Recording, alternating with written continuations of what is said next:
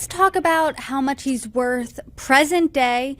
He is the epitome of the American dream, really a rags to riches story. You do note in your reporting that at one point he couldn't even afford his bus fare, so he was walking to work.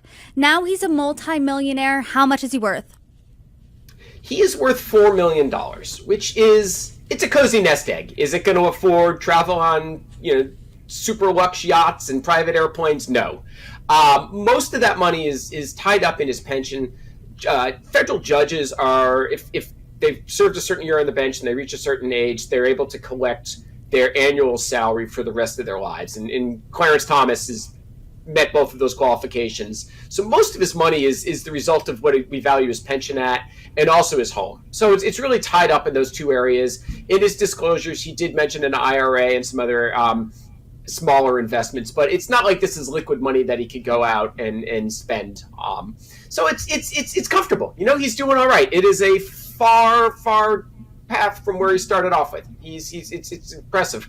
On the other hand, he's one of the top legal minds of the United States in terms of position, and he's only making $285,000 a year. If he was a partner at a law firm, he'd be making easily $4 million a year, let alone that being his net worth. So, that is an interesting conversation that I've seen some people raise in response to this article is, maybe we should look at paying these people more and then just not allowing them anything in terms of investments, book deals, free trips, teaching gigs, any of that kind of stuff. And it's an interesting conversation.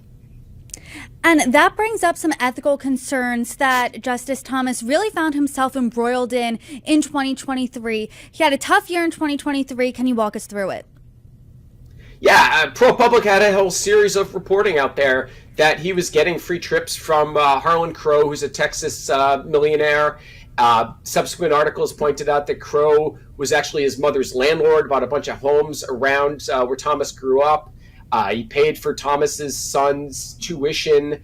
Subsequent reporting in the New York Times pointed out that Thomas's famous RV that he loves to talk about, how he's a man of the people driving around and sleeping at Walmart parking lots, was actually paid for by a wealthy friend, and that Thomas, a subsequent Senate inquiry showed that Thomas didn't pay back the entire loan and may not have paid back any of it.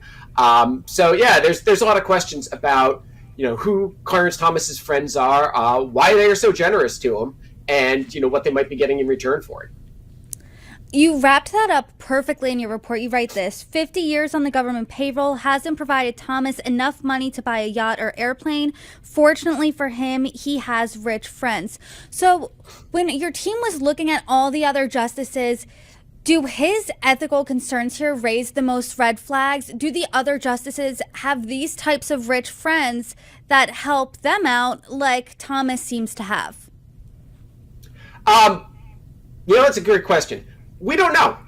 That's part of this came about only because of ProPublica's reporting. Have we seen evidence that the other justices do?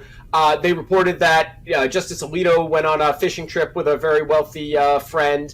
There's been some other signs, but we don't have anything nearly as tangible as with Justice Thomas and the reporting that's come out from ProPublica and the New York Times on that.